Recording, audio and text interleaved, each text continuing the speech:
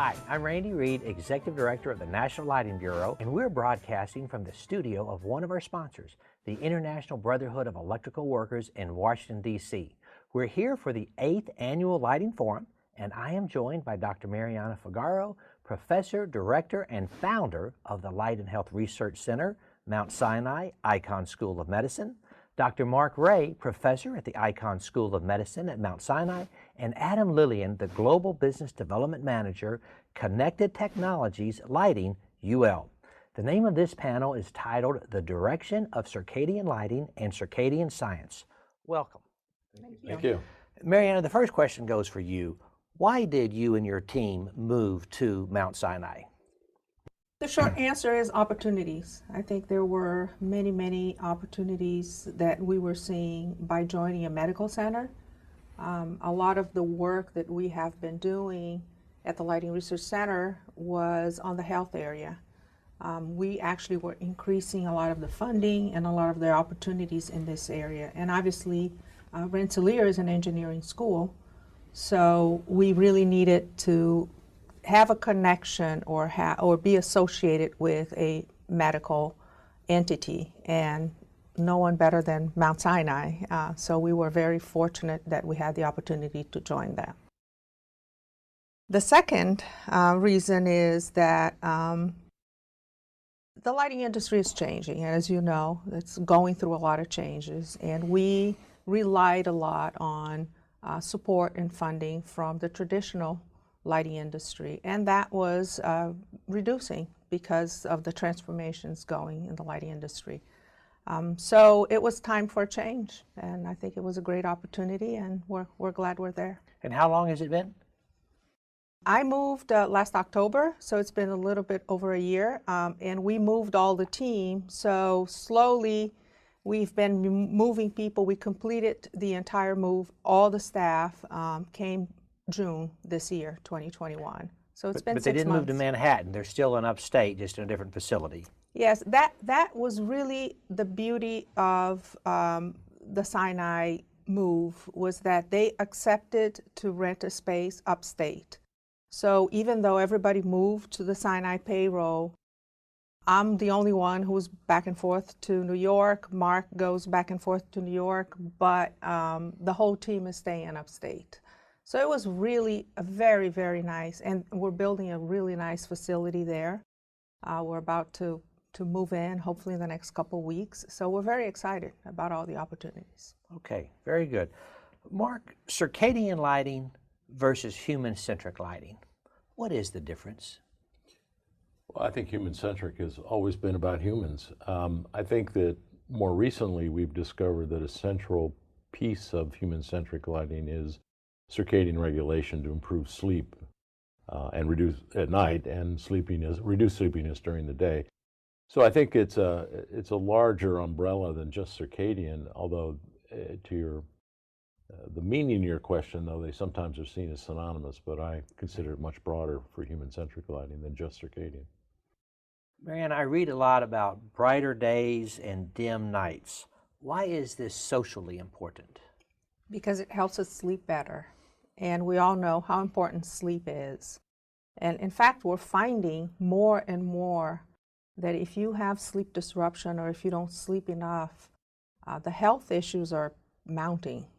So we need bright days and dark nights to be able to have consolidated sleep at night and wake up restful during the day. It's just as simple as that. Adam, I think of UL as a safety organization. Why is UL involved in circadian lighting? Well, Randy, you bring up safety, and some of the questions that are coming up as we're shifting from a world of lighting for tasks to also lighting for health. And some of the questions that come up are safety. Is it safe for us? And so UL, as our founding, was dealing with lighting and electricity at the Columbia Exposition in 1893. The question back then was, is electricity safe? So imagine now we're shifting towards trying to deal with health and lighting. Is it safe? Is it good for us? And that's a major question in the industry right now that we're here to discuss. And do we have an answer? Yeah. Because we step outside and it's 100,000 lumens on a bright sunny day, and we step indoors and it's 500, 300 lumens, there's no risk of increasing the indoor lighting to deal with our health, as long as it's not too glary, as long as it's not discomforting or hurting our eyes. But lighting designers are used to dealing with glare, so yes, it's healthy and safe. So speaking of lighting designers, is the industry starting to see specification for circadian lighting? I think the industry is starting to get this question, but I do think that it's not as much as I personally would like. I think people are still afraid of using it. I think there's still misinformation. And to me, the worst part is that they're linking it all to just spectrum of light. So if you have tunable, if you don't have tunable, if you change the spectrum, that's circadian, that's not circadian. And circadian is not just the tunable or the spectrum. And I think that that information needs to be better. And I think the fundamental issue is that it is more expensive to put in tunable lighting, and if that becomes synonymous with circadian lighting, that's naturally going to be a barrier to implementation. But I do want to add, too, the General Services Administration has recently accepted circadian lighting as part of their top-of-the-line recommendations for buildings throughout the United States in the General Services Administration buildings. So it's beginning to be recognized. And they have a lot of buildings. So that's I think they're the largest landlord, certainly in the country. Okay, that is a great start. But back to the point about tunable, if a manufacturer says, well, our lights are tunable, therefore they are circadian, it's a circadian lighting product, that's really not true, right? Because you don't want the user tuning it for whatever mood they feel. Am I right? It can be true. Okay. Doesn't necessarily true, though, depending on how it's operational. Circadian lighting is about applications, fundamentally. Sure. So if you put your tunable lighting in a closet, it's not going to do anybody any good, right? So you have to be able to make that connection between the technology and the application. So you can't just talk about the technology. You also have to think about, where are people sitting? Are they sitting near the window? Is their back to the window? Are they looking forward? And all of those issues make it a more sophisticated design, which may also be a barrier to the implementation of it, because it's not just getting 300 lux on the horizontal surface anymore. Okay. But when you say when they've got their backs to the window, that's where the lighting designer comes in to make sure that it is done right. That's right. When I think about circadian lighting, I think about tuning the spectrum, but what about RBG? Can you have truly red in the evening and blue in the morning? Would that be part of circadian stimulus, circadian lighting? Does it matter? Excuse the diversion here, but you can always do it wrong. Okay. So I don't think that we want to eat our breakfast under blue light, nor do I think we want to spend our evenings in red light. I think that knowing how to master the lighting design, you can have warm light for breakfast, and you can have dim conditions in the evening, and all of those things are measurable and doable without necessarily doing blue eggs in the morning. Right. So I think understanding it is critical, and that, again, to touch on Mariana's point, I think that there's a lot of misunderstanding that's brought out there. The fact that you're asking that question suggests there's misunderstanding out there in the marketplace. Sure, and I don't know a lot of this, so you're talking to a very naive person when it comes to circadian stimulus. The Greek chorus, yes. Yes. There's a couple of things. First of all, even the term circadian lighting, I think, can be misused. I mean, I like to say circadian effective light, because it really isn't just circadian, right? You can use light to alert you as a cup of coffee and not have circadian effectiveness, right? So I think that's one of the things that it's confusing, but I think we probably misuse a little bit too much the word circadian. And the second thing is that I keep saying it's not just blue or red or warm or cool. It's bringing the source next to you. It's increasing light levels. So I keep saying you have to think outside the ceiling. You have to start thinking about, how do I get the source closer to me? And then if you want to be simple, how do I dim up and dim down? And then you can start thinking about colors. Now, we have done projects in the field where we actually add a row of blue, saturated blue during the day and saturated red at night for shift workers. So it's a 24-hour facility. You have the white light. It had to be low light levels because people were doing a lot of computer work. So using the saturated red and the saturated blue makes sense, because now you're increasing your circadian stimulus with the blue without increasing light levels and increasing glare, for example. So I think the beauty of that for the designers is that there's a lot of opportunities. I mean, they can be creative and they can come up with solutions that can be extremely creative without just saying it has to be tunable or it has to be in the ceiling.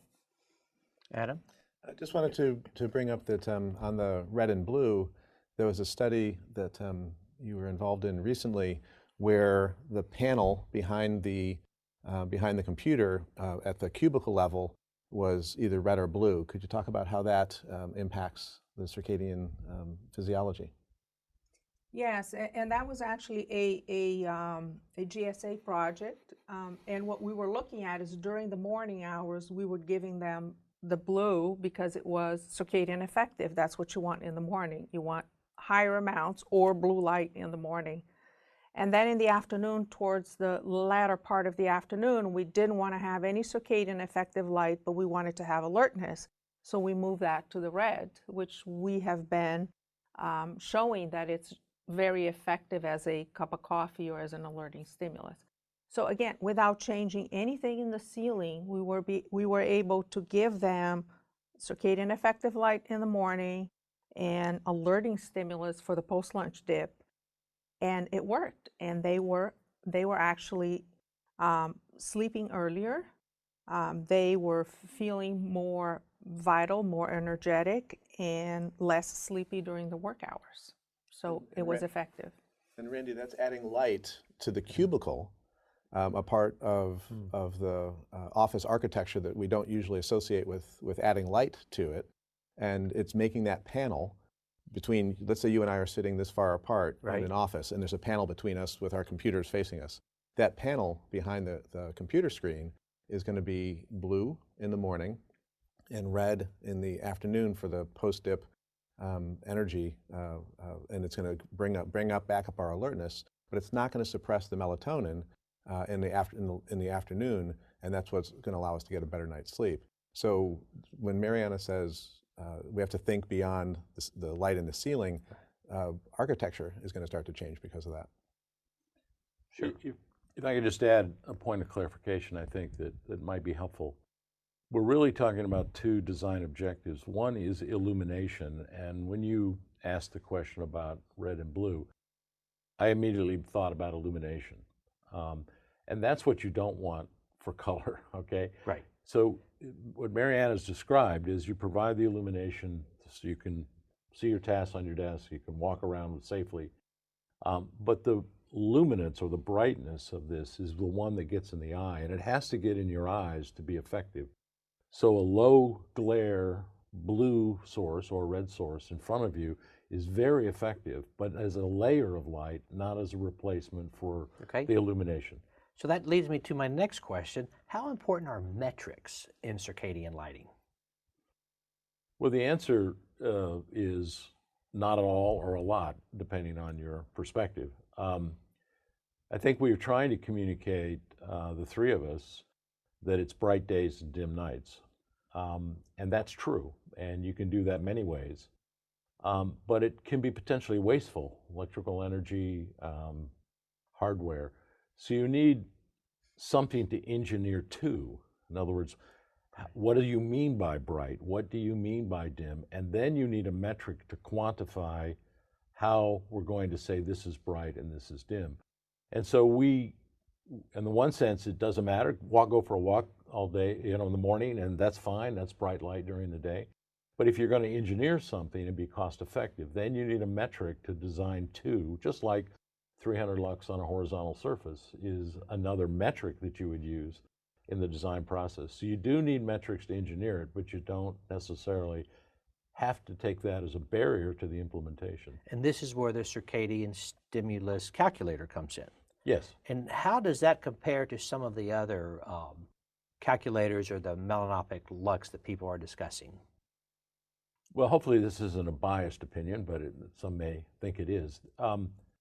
The CS system is a complete system, unlike anything else, in the sense that it takes it from the spectral sensitivity to the operating characteristic.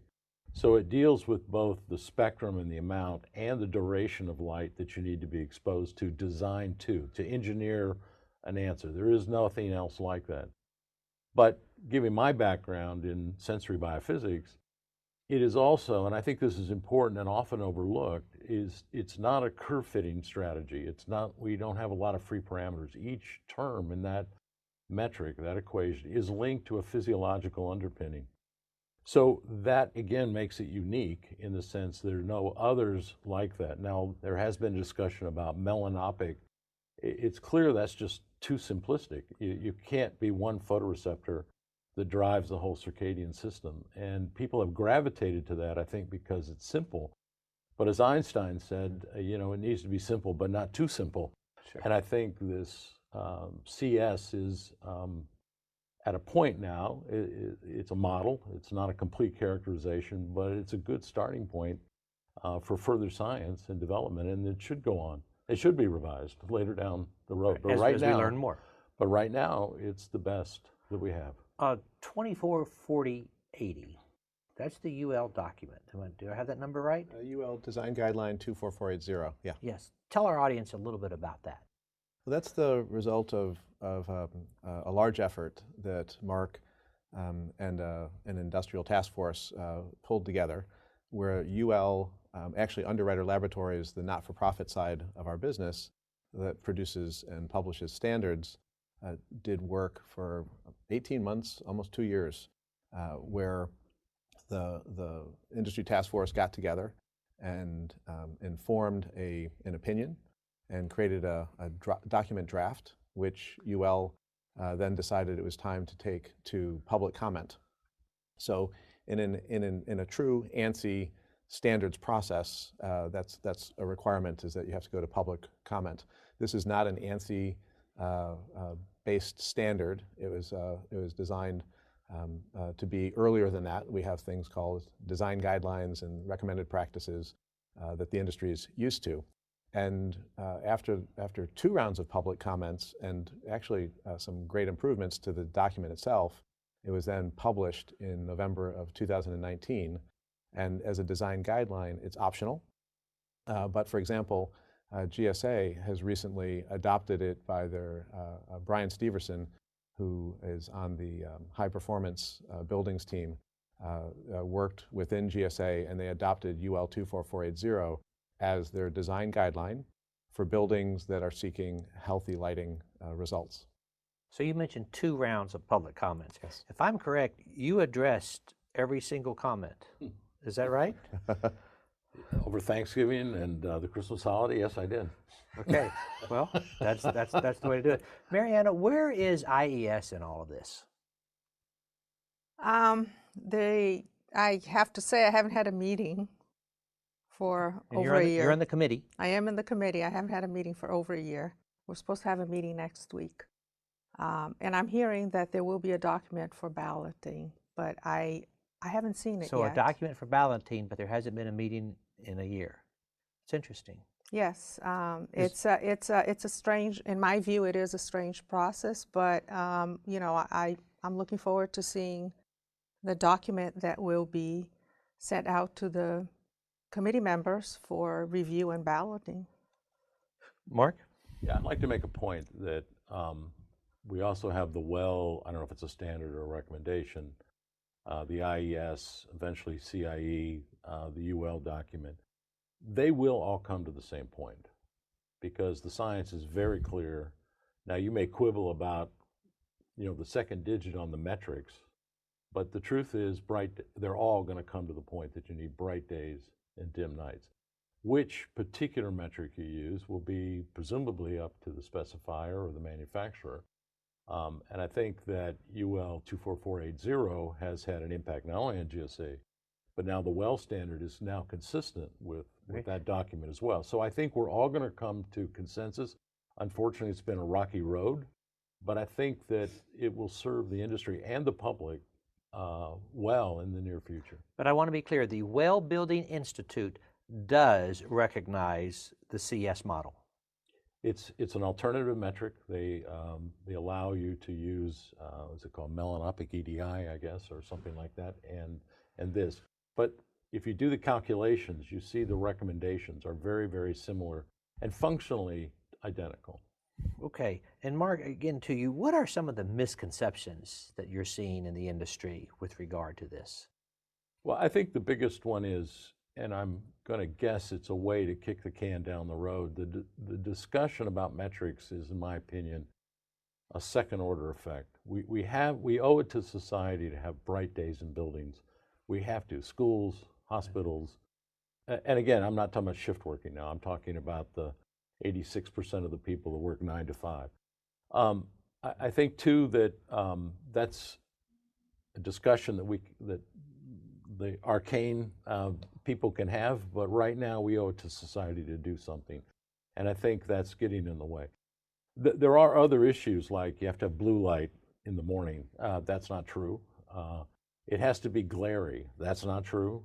It's not energy efficient. That's not true. All of these things have been thrown up as roadblocks, I think, for a postponement of understanding what the heck's going on or what their commitment is to a broader social obligation to make healthy buildings.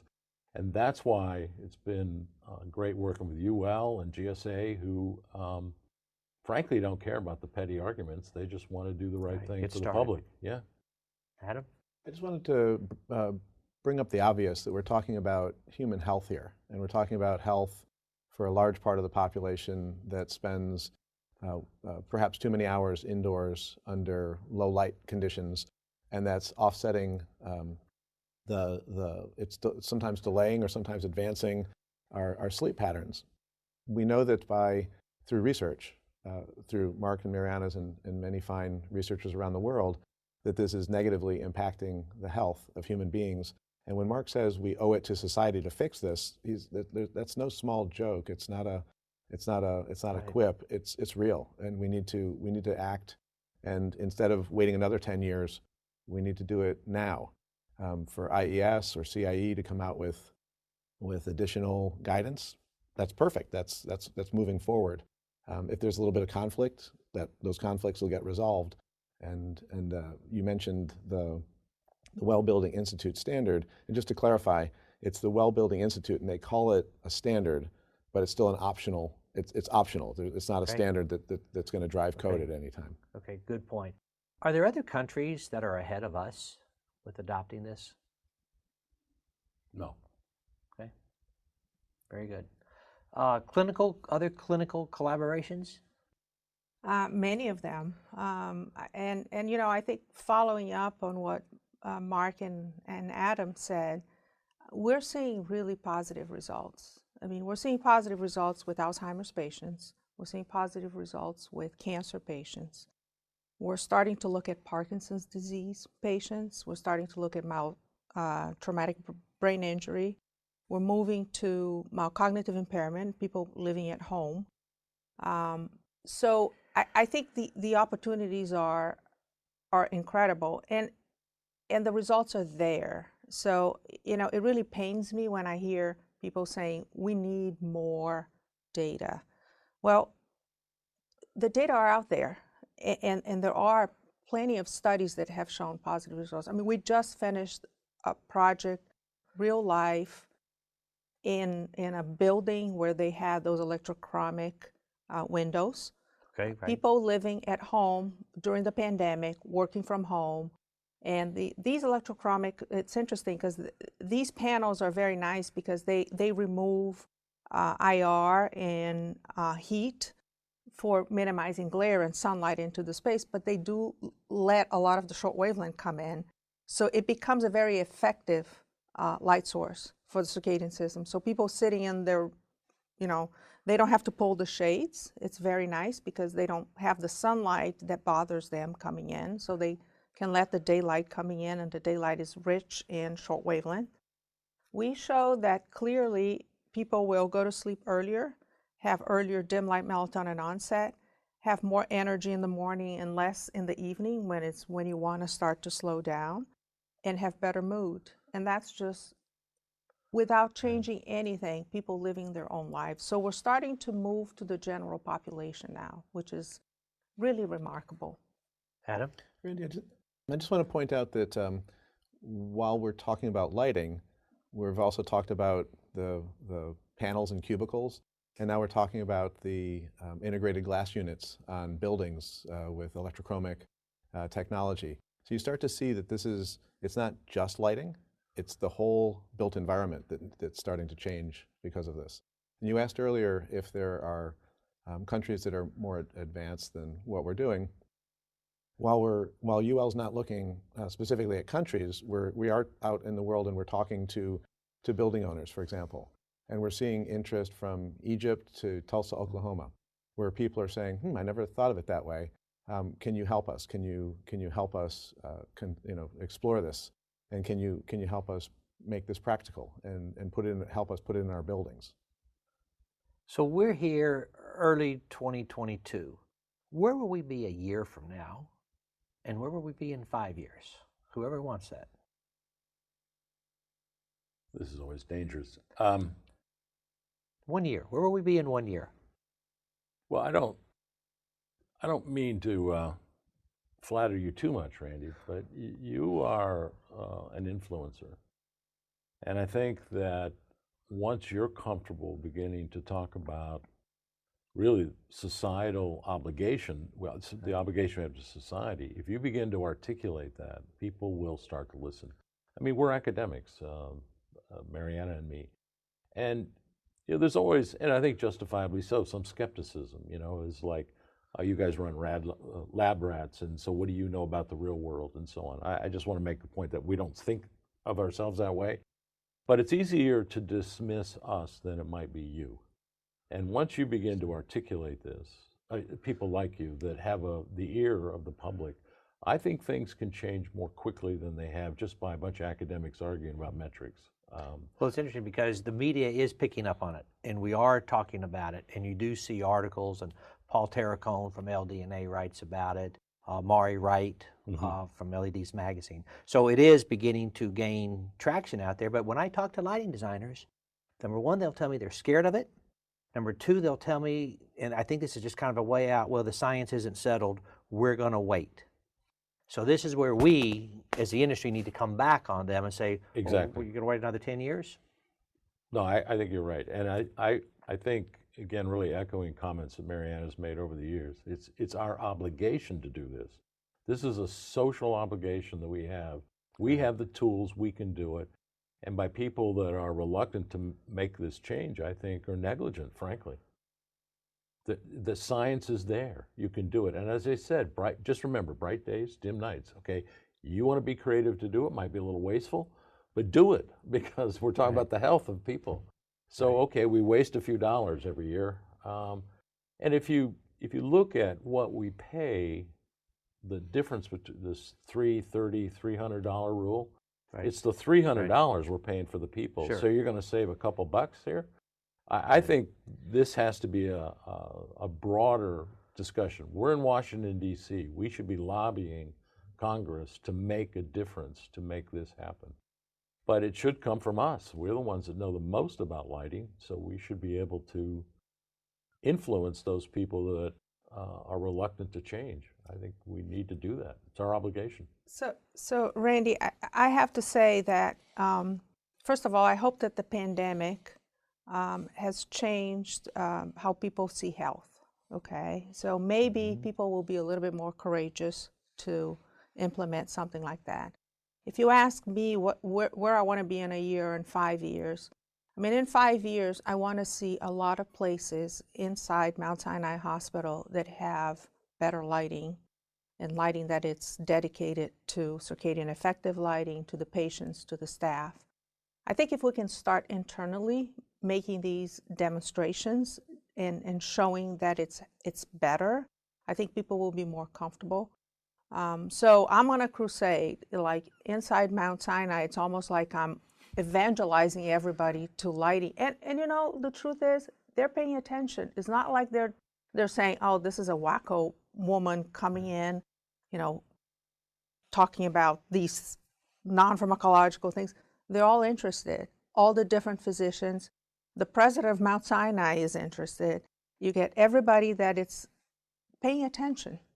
And I think that that's where I want to see it. So if you're a salesperson in the lighting industry and you're watching this and you're in the New York area, you need to go call on Mount Sinai. Because it could be a very good opportunity. Anywhere in the world. Okay, okay, good point. Adam?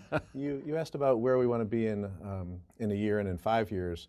I believe that within 2022, we'll see pilot studies with real estate investment trusts that own hundreds of millions of square feet of property. They're at an inflection point because of COVID, where many of them are seeing 10% occupancy of their buildings. And buildings aren't designed to operate properly when there's only 10% of the human beings in there. We respirate, we move around, and buildings are designed for that. So what happens after the pandemic? Well, if you own a building and you want to increase your leases, and the people who are coming into your building are business owners, and they're comparing space A to space B to space C. Today, perhaps the closest thing that someone can do to make a decision is the social factor of that building. How close is it to the subway stop? How close is it to a park where people can eat? How close is it to a Starbucks? Well, imagine that the business owner is considering 3 spaces, but one of those spaces says, oh, and part of your tenant improvement budget can be used for healthy lighting. And the prospect says, healthy lighting, what's that? And they say, well, we've been working to understand that you can increase light during the day, brighter days. You can dim the light at night, and you can help your workers get to sleep earlier. By getting to sleep earlier, you'll have greater alertness during the day, less reliance on stimulants, less depression, less diabetes, and you can put that on your building. You can put that on your space. That building owner is now offering to the tenant and something that has not been found anyplace else. And if that can decrease vacancy rates, increase tenant occupancy, they'll make more money. And if you follow the money, that's one of the places that you'll see it start. And in 2022, we'll start to see large property owners experimenting with that. And once they figure it out, it's all bets are off. It's going to be a fast race. Closing comments? Well, I mean, obviously, thank you. I think that you get a sense, Randy, of our passion for this. And again, to come back to your first question, I think that, you know, Mariana's leadership to take us to Mount Sinai puts us on a very different level than we ever were before. I think that we have to get light and health in the mainstream of the reluctant specifiers and try to minimize the misinformation out there. It's got to be glary. You got to eat your breakfast in blue light. All those things that really are just noise in the system. We have to get through that. Mariana? Just do it. You know, bright days, dim nights, easy to implement. Don't be afraid to do it. It can be done. It's obvious. So to me, it's like just let's just get it done. And I think we are at Sinai to help elevate lighting to a whole different platform. And I do hope the lighting industry join us. So let's hope and see what happens in 5 years. Randy, we're at a starting point. This is not the end goal yet. We need to start someplace. The science is known. We know what to do about it, and we can start to improve people's health today. So So the innovators out there who are open to learn about this and produce the results, realistically produce the results and deliver healthy lighting in indoor spaces are starting already. Okay, guys, thank you very much. Thank you. Thank you, Appreciate it. Randy. It was great. Thanks, Randy. Thank you. Thank you so much. Okay, thank you very much for participating today. We had 112 people to sign up, and we will now open the floor for questions. Please submit your questions to us through the Q&A button. And as those questions are coming in, I just want to remind everyone that our next discussion will be on 23 March. It will be IES, the Second Language of Light, with David Warfel, Deborah Burnett, and Megan Carroll, 23 March at noon Eastern. So let's look and see about the questions now. Okay, here's the first one. It says, anonymous attendee, by getting closer to people, do you mean at eye level? Yes. Light at the eye. Correct. Okay, clearly that easy one for us. Has there been conversations with those determining energy code and how to integrate circadian effective lighting within energy code allowances? As was mentioned on the recording, is that GSA is keenly aware of the energy implications, and what we've done is work with them to show them that it's at least energy neutral, and I think that in principle you could actually reduce energy if you had a thoughtful application. So, but we've not worked with ASHRAE, if that's what the question is. But it clearly is going to be another stepping stone to broader implementation, and we should take that step. I haven't been, closely working with anybody, but I do agree that it will be the next steps. And again, we have to stop thinking about just lighting coming from the ceiling and figure out how these task ambient solutions can be applied to the healthy lighting or circadian effective lighting. Here's our next question. I think it would be useful to have the Light and Health Research Center assist designers with the calculations beyond a webinar. Also, it is so difficult to obtain SPDs from the manufacturers.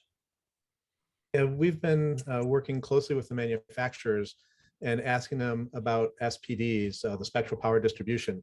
Of course, all of the testing laboratories like UL, we deliver those files to the manufacturers, but we wonder what happens to them. So in talking to the manufacturers, we've discovered that a few of them, some of the largest ones, for example, one that we spoke to has 1,500 fixtures that have SPDs, and they're ready to publish them. They're ready for people to ask for them.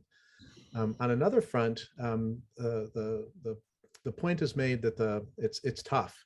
In UL 24480, we came up with a quick guide, and the quick guide is 6 steps to determining your circadian stimulus in the room. And we discovered, after talking to many people in the field, that it's not so quick, that it's tough to go and do that. And you can go and take a spectral power distribution meter in a conference room. You can go around the room and you can take 10 measurements and you can come up with the circadian stimulus of the space. But what happens when you get to 10,000 square feet, 100,000 square feet, or 1 million square feet? So we've been working to come up with ways to automate the process so that a lighting designer or specifier, a space planner, and a building owner can call in a team or an individual with a series of equipment to come in and automatically ascertain thousands of measurements on the fly, and in post-processing determine the circadian stimulus or the well building measurement or the DIN spec, or now called DIN technical specification for Germany, to be able to create a 2-dimensional circadian heat map of that space. And that can be done in a pre-design for retrofit. It can be done in a brand new space that's been built out. And so we're struggling to make it easier. And we've been working on this for quite some time. So look to the coming months to see what announcements are being made to make this easier for to ascertain the levels of non-visual lighting in a space, or in essence, the health of lighting in a space. So, Lindsay, go ahead, Mariana. No, go ahead, Mark, please. So, Lindsay, you asked a really good question, and it's one that when we were developing the UL 24480, that one came up quite often. As Adam says, there are some available. One can measure it. If the manufacturer won't get it, just ask for a sample. And Adam held up his spectroradiometer so you can get it there. But I think you're going to see it more willing manufacturers to do it, and don't specify one that doesn't give it to you. That'll put a lot of pressure on them to actually make it public. But I want to, my last point is this, is that in the CS calculator, which is free for anybody, you have two inputs. One is the illuminance at the eye, and one is the spectral power distribution. Those are all going to be very precise. But remember what we said in the recording is that you don't need that level of precision to actually make a difference.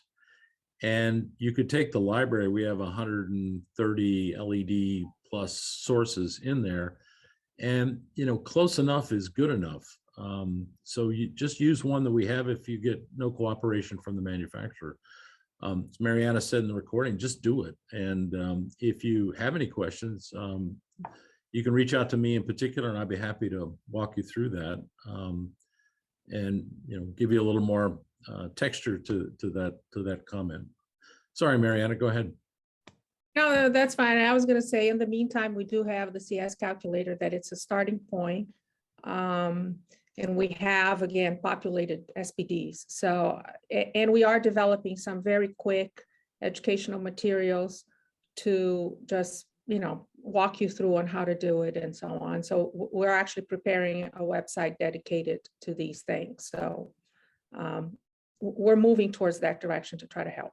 We'll take the next question. This is from Shay. I've noticed my rhythms have become really wonky, especially through the pandemic and its isolation. What can you suggest for people working at home to normalize circadian rhythm?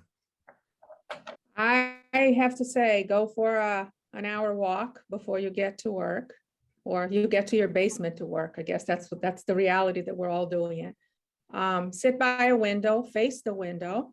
So if your dining room has a window, try to sit there for the first couple of hours in the morning. We do have a couple of YouTubes on how to do it yourself, a couple of fixtures that you can just put next to your computer screens to add that vertical light. And, just add 2 or 3 lamps, table lamps, floor lamps around you where you're working. This is just simple to start with. And the opposite, it's true in the evening. Turn them off, minimize that amount of light in the evening, turn it down, your computer screen, and maintain that regularity. Get that every day at the same time. So circadian system likes regularity. And, it's just getting into the habit, just like you have a cup of coffee in the morning, turn on a bunch of lights around you or go for a walk.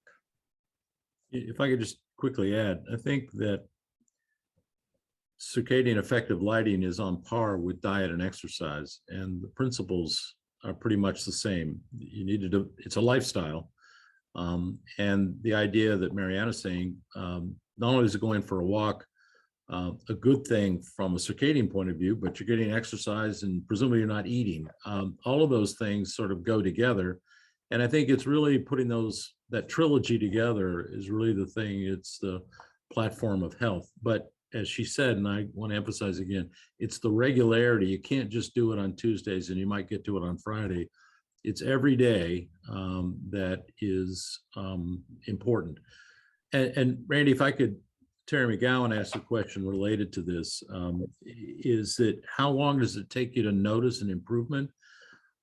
Mariana's study with Alzheimer's showed, now remember, this is a progressive disease, that they continue to improve for 6 months. And I think the same message about diet and exercise is applicable here. You're not going to drop 30 pounds 2 days after January 1st, you're going to have to stick to it. And I think that's the stick-to-itness is really an important piece that most people haven't mentioned. The nice thing about bright days in your office is you're there 5 days a week, presumably, and that gives you the regularity you need. It's imposed upon you, and I think that's a really positive way to deliver circadian effective light. So I would say, Terry, it's a lifestyle. It's going to take you a while to get back on sync, but you can do it by regularity. Okay. Well, yeah, I mean, I would say, Terry, from our experience, a couple of weeks you start seeing the benefit, and it depends on the population. With Alzheimer's patients, 4 weeks you're barely seeing that positive effect. I mean, think about jet lag, right? When you go 7, 8, 10 hours time zones, it does take you a few days to re-entrain, and that's because you're getting a really, really robust new light dark pattern, which is the daylight in the destination. You don't get that in the indoor environment, so it takes a little bit longer for that entrainment. We did a study, a naturalistic study where people were living their own lives. We gave them a really strong lighting, blue light in the morning, orange goggles in the evening for 2 weeks. And the average phase shifting was about an hour and a half. So you're averaging phase shifting your clock about an hour and a half after 2 weeks of a very, very strong intervention. So it is a slow, the clock is slow because it doesn't want to be fooled by a cloud in the sky, but it moves. So it's just stick to it that you will see the benefits. Here's a question from Nathaniel. I understand that much of the conversation is about commercial use, but are you developing strategies to assist in implementing this in the residential realm where there is just as much importance? Yes. You have to remember that the critical times for getting light or not getting light are when you're home, when you get up and when you go to bed. And so the residential piece has to be factored in and may have more leverage even than commercial potentially. I won't say it to be a fact, but the timing's right. Like I said, when you get up and when you go to bed. Okay. I have to say, it's hard not to think about residential applications anymore. The work from home is a reality, hybrid work is a reality. And, when I first started in this area, I remember a lot of the manufacturers only wanted to talk about commercial and industrial application. And that's just not the case anymore. We have to include the residential. So absolutely, it's an emphatic yes. But Terry, the way to do it, we can track it now with your watches, whether you got an Apple Watch or whatever. You can actually measure how much time you sleep. Just like getting on the scale to see how much weight you lost, you can actually monitor your own sleep duration, sleep efficiency these days. And again, I put it on par with diet and exercise. It's going to take a consistent time, but you can track it and you can see maybe you're faster at getting to better sleep than somebody else, and maybe you're slower, but at least you can measure the first derivative. What's the slope that are you getting to your target? And I think you have targets for weight, and you can have targets for sleep, and it's measurable, and the benefits I think will show themselves subjectively, but also you can objectively measure it on your watch. So as well now our smartphones are enabled with apps like this. This is telling me that facing me, I have 88 lux, and facing away, I have 40 lux. And this combined with our watches and what we're applying in lighting design, traditional strategies, it's all adding up to being easier and easier. What app is that, Adam? This one's Lux, Lux, on the Apple iPhone. Okay, just Lux. Lux. Easy enough to find. Okay, here is an anonymous question. What quantity of daytime lighting is sufficient there? We have been looking at, and that's actually in the UL guidelines. I mean, we did some calculations with a bunch of light sources looking at, our starting point is you need a circadian stimulus of at least 0.3 during the daytime hours for at least 2 hours, hopefully in the morning, or preferably in the morning. And what we saw was if you get to 500 lux at the eye, if you don't want to do any of the calculations, and you get to 500 lux at the eye, most of the light sources will give what you need. Now, obviously, some will say this is too much light, this is glary, this is not energy efficient, but that's where I think the designer can come in and can be very effective. I tell you, I get a CS of 0.4 with one fixture that we built for our research studies, that it's sitting right next to my computer screen. That's it. It's one fixture with one light bulb. So it can be done, but I don't recommend trying to get everything out of the ceiling. But if I could add, we're really talking about dose, and that is the product of how much and how long. So the way to think about it is the way Mariana said it. 500 lux for 2 hours will almost guarantee that you have enough. But remember too, from a dose point of view, you want to keep it under 50 lux for the last 2 hours before you go to sleep. So the question about daylight is important, but don't forget the nighttime, because if you're looking at your iPad for 2 hours before you go to sleep, it's a very powerful stimulus, and you're going to throw off your entrainment by doing that. So remember, it's dose, it's how long and how much, and it's both morning and evening that have become the critical times. So daylight's a good source, but it isn't a full explanation. Thank you. Kind of wrapping up here, we've got another question though. In the commercial environment, should the circadian lighting follow an astronomical time clock, or how to set the regularity when the sunlight exposure changes over the year? I'll just tell you briefly a study we're writing up right now. Is we did a 2-week study, 1 week in the summer, 1 week in the winter in Sweden. And what we did is we measured how well entrained the people were to that. And as you know, the days are very long in the summertime in Sweden and very short in the wintertime. What's interesting is the people that were entrained in the wintertime entrained to their office lighting in effect. But there were many fewer people that were entrained. They had more disruption, more sleep disruption. But those that could get the light in their offices did well in the wintertime. In the summertime, most people became entrained. But what's interesting is, based upon their lifestyle, some were primarily focused on morning light, some people midday, and some in the evening. So daylight, long days allow you to entrain to whatever suits your particular personal preferences or your work preferences or your kids' preferences. You don't have that opportunity in the wintertime as much, unless everybody's just going to strictly entrain to that centerpiece. So I think if you live, and I think we touched on this, 90% of your life is spent indoors, you can tailor your own lighting. When do you want to get up? If you have to be at work at 7 a.m. or you have to be at work at 9 a.m., by using light in an appropriate way, you can entrain to that, irrespective of what season you're in. But you have to know what to apply, when, how much. The dose becomes important. All of those issues become a recipe for success, but you can do it.